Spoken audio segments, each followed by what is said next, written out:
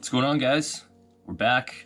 Gonna do a little video. I just finished up a flip that I did on ComC, and it turned out pretty well, but I just wanted to show you guys sort of what it looks like, what I did, and hopefully you guys got a piece of this action, or maybe you still have a piece, but I've sold all of mine, so we'll get into who that is.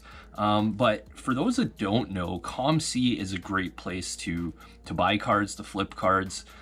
What I do is I have some cards that I purchase on ComC. I have them shipped to me. I list them on eBay and flip them that way. I find the margin is a lot better than on ComC.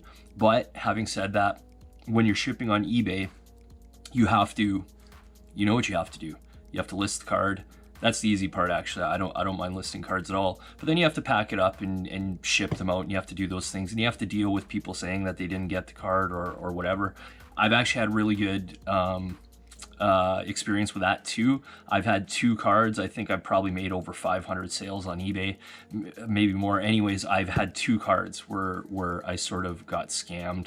And so, like, that's just the cost of doing business. Like, I'm fine with that. But on ComC, anyways, you don't have to do any of that stuff. So you're able to purchase a card, you can flip it, you post it up right away. It's 2 mouse clicks away. And, you can buy a card for X dollar and sell it for Y dollar. But I'm going to show you one of the plays that I made. We'll get into it. I'll talk about it a little bit. Going to show you who it was. And like I said, I hope you had a piece of the action. Okay, guys, so let's get right into it. Who did I pick for this flip? Going back, it was Jason Robertson of the Dallas Stars. So this all started when I was watching a hockey game with a buddy of mine on Discord. Shout out to Easy. And it was on March the 25th. Dallas was playing Tampa Bay. They ended up winning the game 4-3. Jason Robertson had 2 points, goal, and an assist. And they had mentioned that Jason Robertson was in second place behind Kirill Kaprizov for the rookie race. And I didn't even know that. So I hadn't looked at the rookie race. I just assumed it was Kirill. You heard the Stützle talk and some Norris and, some other guys. But I didn't realize that Jason Robertson was that close. And especially with Dallas having missed so many games due to COVID, he sort of snuck up and he ended up having a hell of a season. He ended up having 17 goals, 28 assists, 45 points in 51 games played, so almost at a point per game, which is pretty good for a rookie. That's what I want to see anyways. I want to see him getting up there near a point per game. But I hadn't realized that, so I went and had a look on ComC at Jason Robertson's price, and he was down below $8. And I thought, this is a huge opportunity. And I don't usually do this. I don't tell people what to buy. I'll point out guys who I may be looking at or people to consider. But in this instance, I ended up buying up 7 of them. And I went into the Discord that I'm on, which you guys should check out, by the way. It's the Near Mint Hockey Podcast Discord. Hit me up. I'll send you an invite if you need one, but there's great guys in there and what have you. It's a pretty tight group, but some good chat. If you're into the cards, come check out our Discord. Anyways, so I said to the guys in the Discord, I said, look, I don't tell people what to buy, but I want them to win too, right? And I said, go and buy some Jason Robertsons. They're under $8. Maybe I bought up enough and they were under $9. But anyways, I said, I don't think this is a card that's going to $9 or $12 or $15. Like, I think this is going to be a $30 card. And, it ended up happening, but we're going to take a look here. So I bought them up. We'll look at that.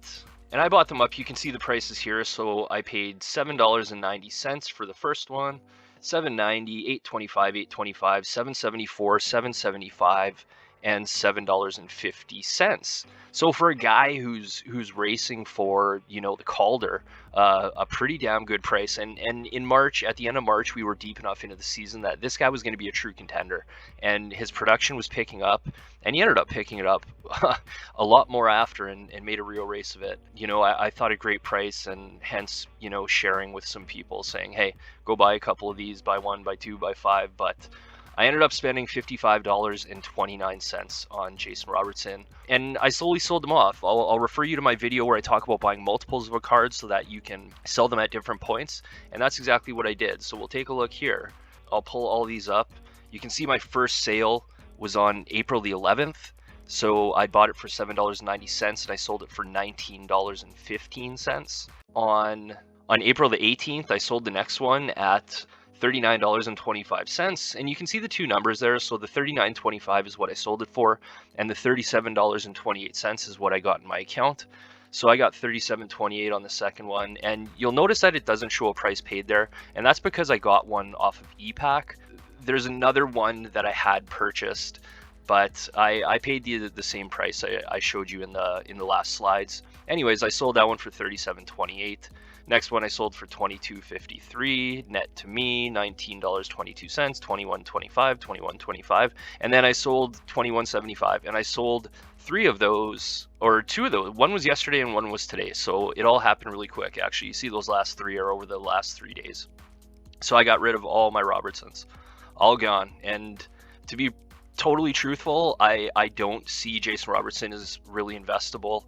I don't think I'd invest in him in the future. I will be watching him, but having watched him so much throughout all of this, because I was watching, obviously, I had the cards, was watching prices a lot, but in watching him play as a hockey player, he's a great hockey player.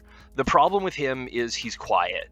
He's not super flashy. He's not really exciting. He reminds me a lot of Mark Scheifele. Mark Scheifele just gets the job done. He's not flashy. He's not dipsy doodling. He just knows how to get to the soft spots. He just knows how to work with his line. And Jason Robertson's getting there. So I think Jason Robertson's going to be a really productive player in the NHL.